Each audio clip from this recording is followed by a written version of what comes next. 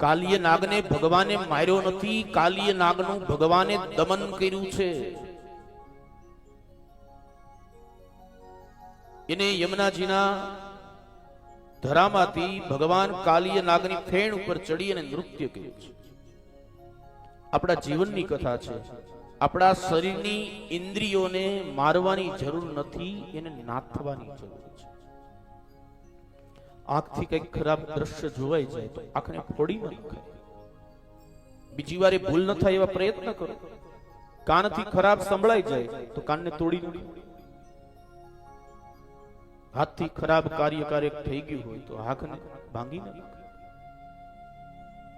આ બધી ઇન્દ્રિયો છે, એને નાથો. તો ભગવાને કાલિય નાગને માર્યો નથી, એને રમણ દ્વીપમાં મોકલી દીધો, એવી એક કથા છે.